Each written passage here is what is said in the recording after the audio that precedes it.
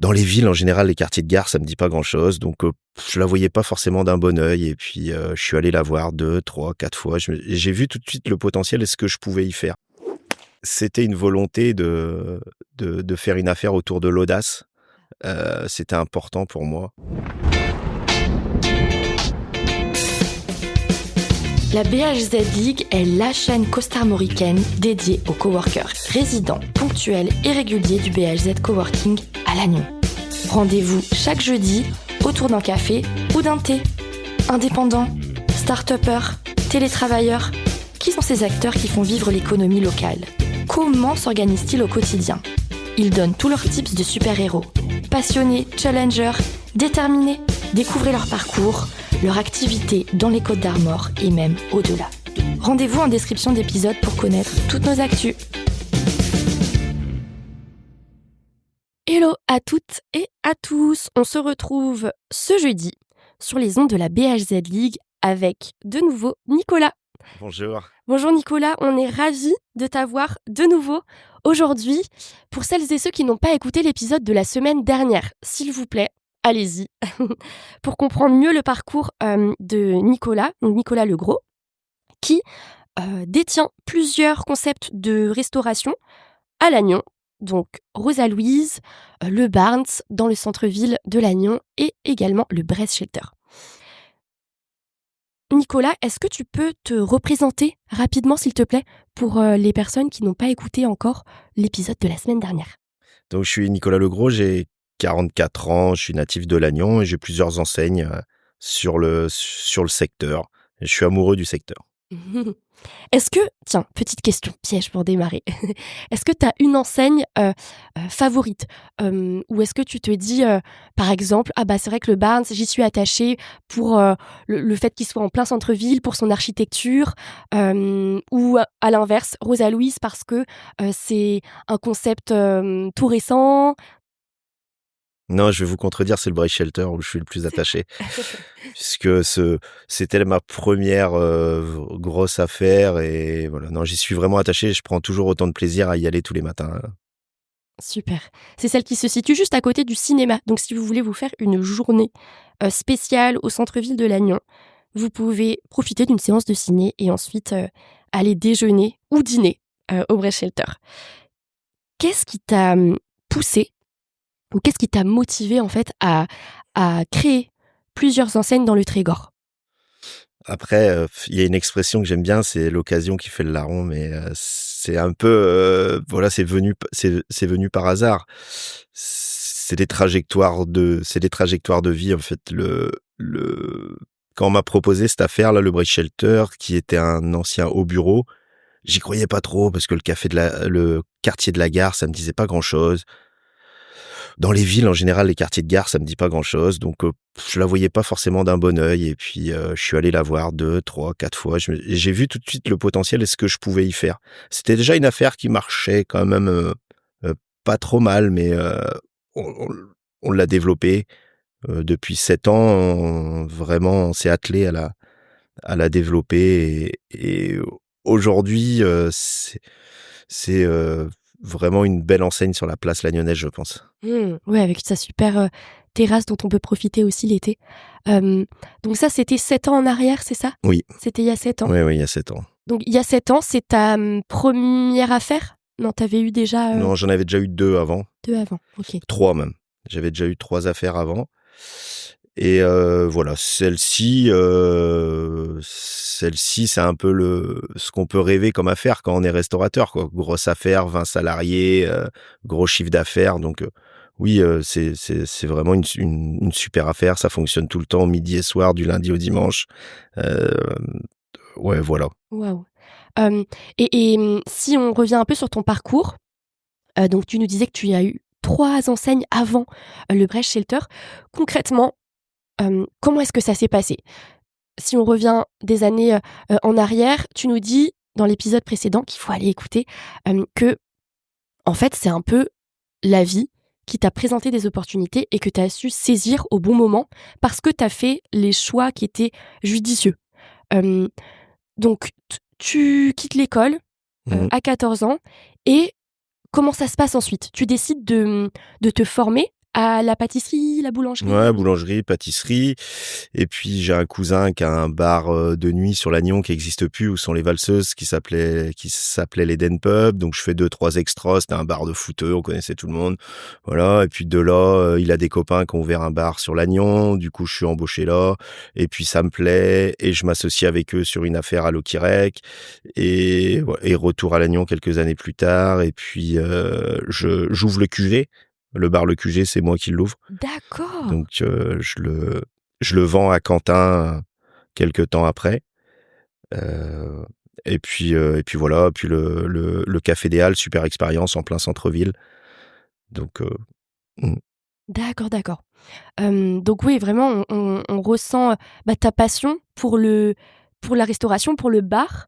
Tu as le sens du client aussi qui est affirmé et ensuite tu deviens un peu, un businessman parce que, une fois que tu t'implantes justement au centre-ville, à la gare avec le Brest Shelter, tu décides, hop, de d'acquérir Bah, d'autres après points. c'est quand enfin depuis des années, je travaille avec Mathieu Louérou, qui est mon pote d'enfance. On est copains depuis qu'on a 13-14 ans. Mmh.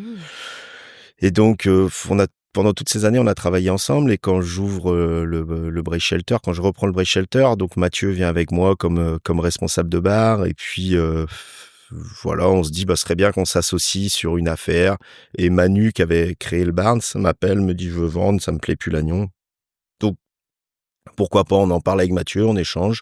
Et voilà, et l'aventure part. Maintenant, ça fait 5 ans. Alors, pour la petite anecdote, on a signé le 28 ou le 29 octobre 2020 le Barnes. C'était le jour de la refermeture des affaires pour le Covid. Donc, j'ai signé le jour où on fermait, en fait. Donc, Waouh! Ah oui, ça c'est voilà. une vraie anecdote Ouais, aussi, ouais, ouais. inscrite à inscrire dans le marbre. Waouh! Et donc du coup, est-ce que ça vous a laissé du temps, justement un peu de recul pour, faire les travaux nécessaires et cetera? Ou est-ce que c'était, quelque chose que vous avez vécu assez, à l'inverse négativement? Comment est-ce que vous Ben, l'avez vécu? alors, c'était bizarre parce que du coup, on a eu, comme je venais d'acheter, j'avais pas de recul. Donc, par rapport aux aides de l'État, j'ai eu le droit à aucune aide de l'État sur le Barnes. Donc, j'ai dû tout assumer, quoi.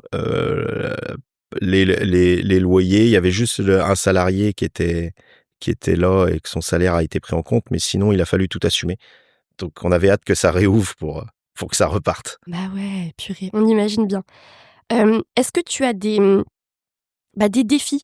Alors effectivement, là, on a parlé du Covid, mais d'autres défis spécifiques vraiment au territoire du Trégor ou à Lannion, en à la ville de Lannion en elle-même?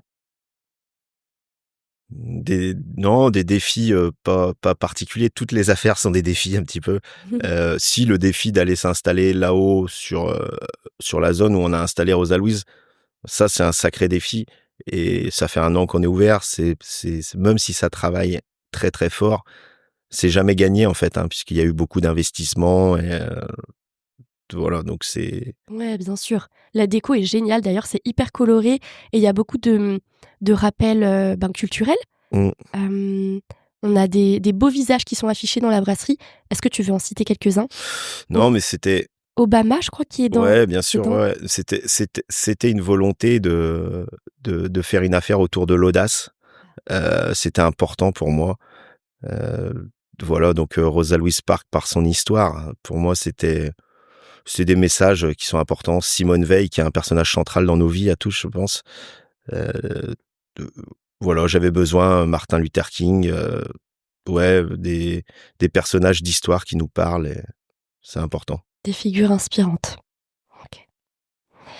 Comment est-ce que tu as géré la croissance de tes différentes enseignes? Est-ce qu'il y a une gestion en particulier ou est-ce que, comment ça s'organise? Parce que j'imagine que, au début, la gestion des stocks de nourriture n'est pas la même. On essaie d'anticiper le, taux de fréquentation qu'on va avoir et puis une fois que ça décolle, il faut ajuster. Est-ce qu'il y a un vrai secret à ça ou? Non, bah au début, on essaye de faire un peu tout seul. On croit qu'on est essentiel, et en fait, après, on s'entoure. Et on s'entoure de gens qui nous ressemblent, de gens bienveillants, de gens qui vont dans le sens du travail. Et là, l'aventure est belle, en fait. Mmh. Donc c'est ça qui est important. Nous, on n'est qu'une pièce, on n'est qu'un maillon, hein. Ouais, bien sûr. Mais un maillon tout de même essentiel Ouais. aujourd'hui quand même Nicolas parce que, parce que c'est 3 belles enseignes dont tu es à la tête, où il y a peu de turnover, où on entend des salariés ravis autour de Lannion. Donc, quand c'est le cas, il faut le dire. Merci. Comment est-ce que tu décrirais l'écosystème entrepreneurial à Lannion? Par écosystème entrepreneurial, je pense à des partenaires potentiels ou même des financements aussi potentiels. Est-ce que quand tu lances un nouveau concept, tu as eu des aides de la région ou pas? Et ensuite, une fois que tu es installé, quel type de partenariat tu entretiens? Je suppose que toi-même, tu es sponsor. On en a parlé un petit peu en off tout à l'heure, et notamment de clubs de foot. Et aussi, donc toujours dans cette idée de partenariat, je suppose qu'il y a des entreprises qui viennent régulièrement au sein des restaurants.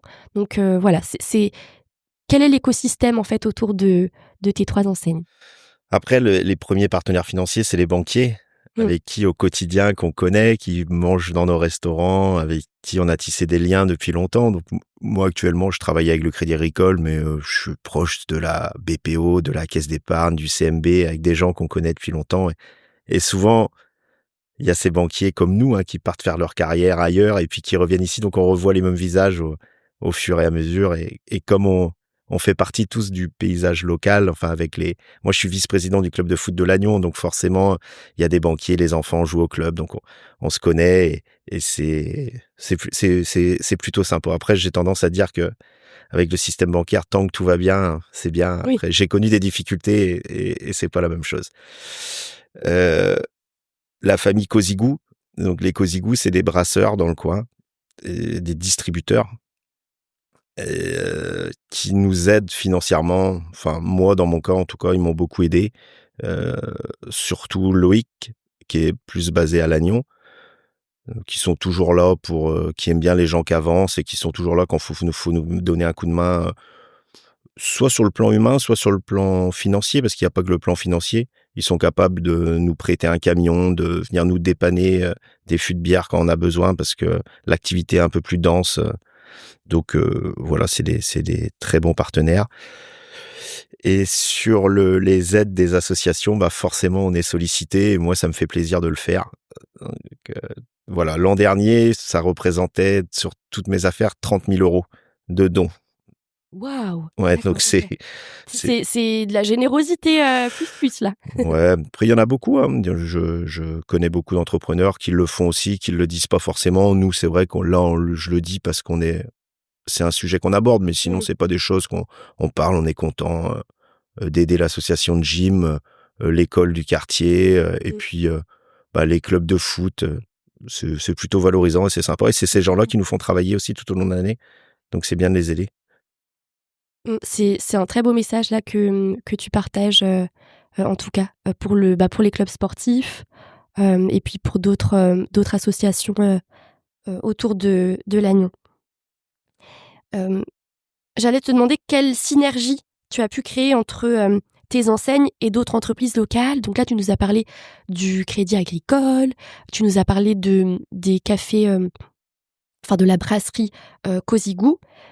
Est-ce que tu entretiens des partenariats avec des entreprises locales, des entreprises qui viennent régulièrement, par exemple, privatiser le Brest Shelter pour venir y déjeuner ou pour organiser des séminaires?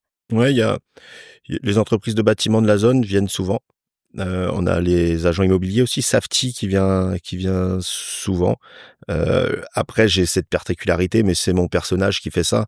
C'est que la salle, moi, je la loue pas, je la mets à disposition, en fait. Voilà, ça me fait plaisir. Après, même s'ils prennent pas de consommation, comme ça, c'est comme ça. Je suis content de le faire. Et puis, ça nous permet de voir du monde et ils sont contents, ils nous le rendent bien aussi. Mmh. Les concessionnaires avec qui on travaille bien, qui nous font bien travailler, on a cette chance, les gars de chez Volkswagen, que moi je connais bien depuis longtemps et qui nous mettent souvent des voitures à disposition, ils sont très sympas. Tanguy, le directeur de chez Volkswagen, c'est vraiment quelqu'un de bien. Peugeot, avec qui aussi on travaille bien, enfin BM, Mercedes, Citroën, c'est plutôt... ouais, ils sont tous chouettes, c'est vraiment bien. Super. Je pense aussi à l'association Entreprendre au féminin. Alors, je sais pas si elle est encore... Si, ils viennent souvent chez nous. Toujours, ok, super. qui est un peu le même type d'assaut que Femmes de Bretagne. Mais je sais que j'ai moi-même assisté à une réunion, un after-work en fin de journée au Brest Shelter et on avait beaucoup apprécié. Nous, on a la chance d'accueillir tes équipes ces derniers mois, ces dernières années, à plusieurs reprises. Qu'est-ce qui vous a attiré vers cet espace ? On en a parlé un petit peu dans l'épisode précédent, mais qu'est-ce qui toi t'a attiré vers cet espace-là ? Moi, c'est le côté simplifié d'avoir l'accès quand on veut, comme on veut, par l'application. Ça c'est vraiment super.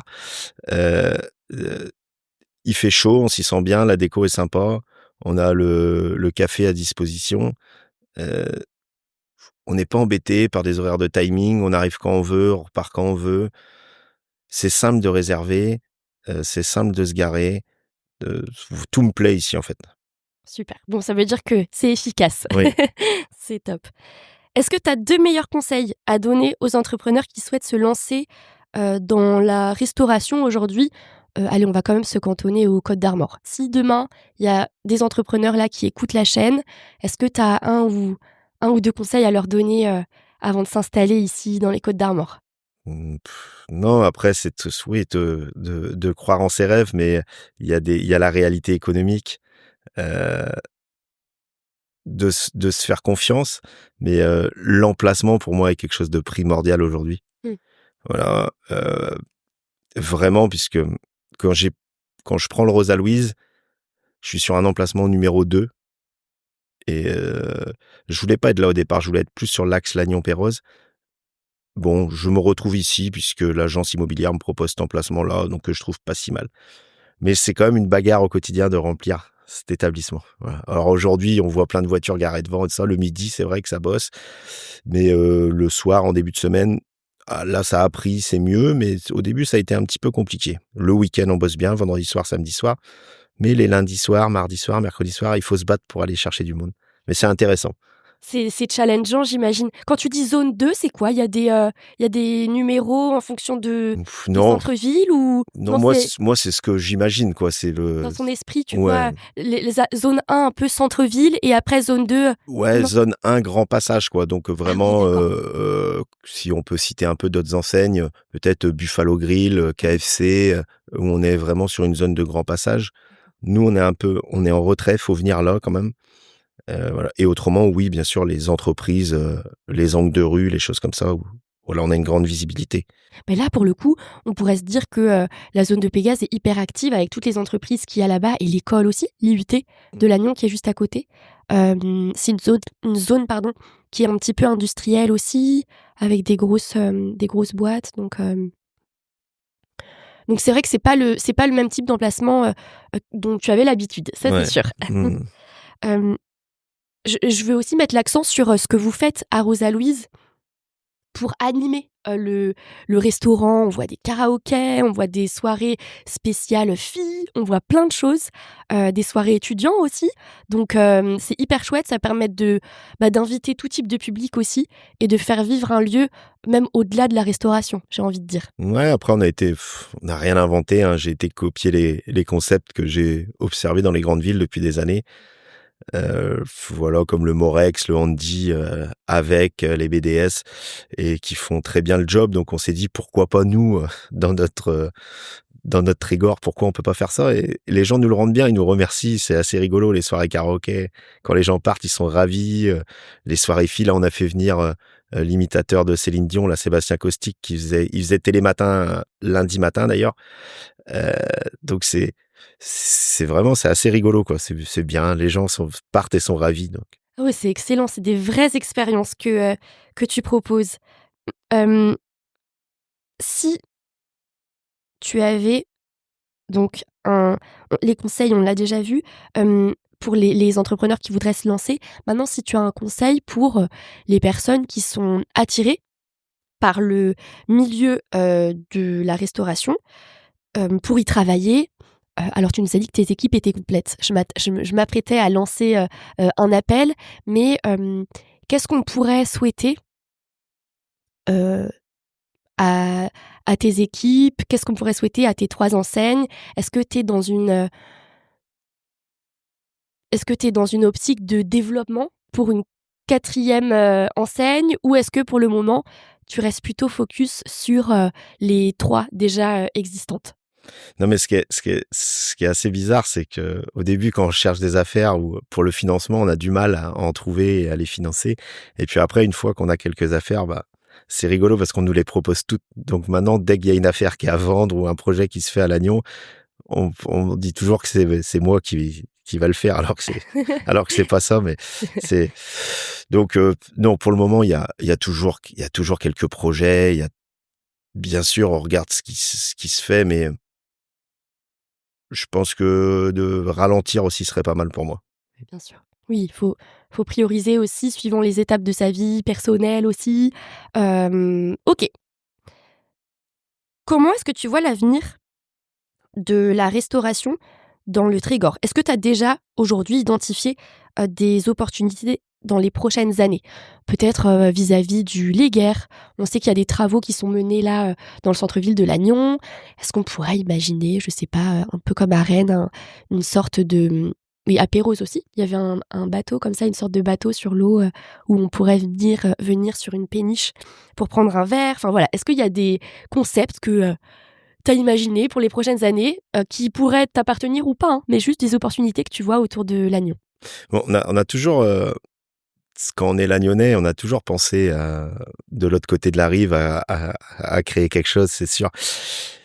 Après, il y a la réalité économique. Il y a combien ça coûte, combien de temps on va rembourser, ce que ça rapporte. Voilà. Et ça, de créer un restaurant, c'est vrai que il faut une rentabilité assez incroyable. Il faut faire du chiffre d'affaires et que ça dégage des sous. Et on est quand même sur un petit territoire. Donc attention, il y a beaucoup d'enseignes qui sont montées. Il y a Gina qui est arrivée, il y a Merci Mamie. Ça emmène pas mal de couverts en plus quand même. C'est des gens bien, Hector et Roman d'ailleurs. C'est des bons restaurateurs.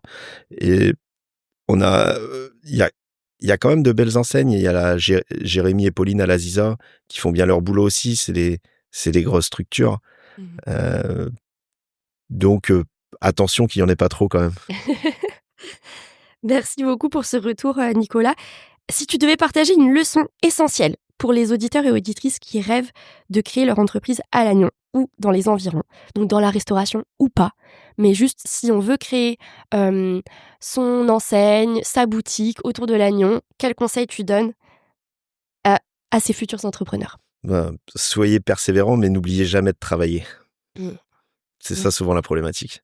Oui, bien sûr. C'est quand on se voit arriver trop tôt et voilà, moi je sais, je pense, en tout cas c'est ce qui fait ma force, c'est que je continue à être présent dans mes entreprises et on me voit tout le temps et je continue à travailler. Tu incarnes tes enseignes.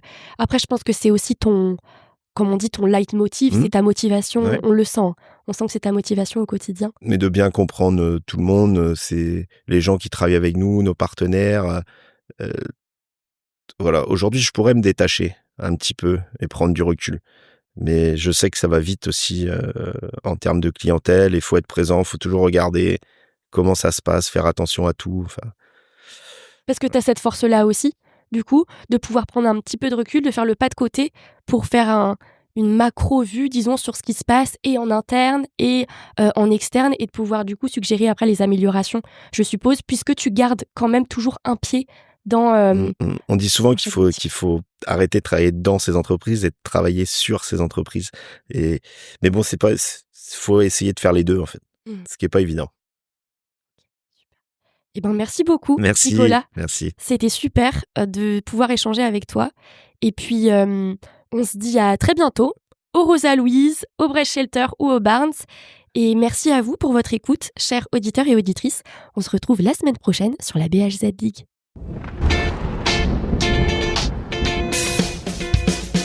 Merci d'avoir écouté ce dernier épisode. L'équipe du BHZ Coworking espère que vous avez découvert le profil inspirant d'une entreprise locale. Laissez un avis sur la plateforme d'écoute de votre choix si le cœur vous en dit. Et on se retrouve jeudi prochain, jour de marché à Lannion, pour le prochain épisode. On a super hâte. En attendant, retrouvez-nous au quotidien sur Instagram et Facebook. Et pour vous simplifier la vie, tous les liens sont en description.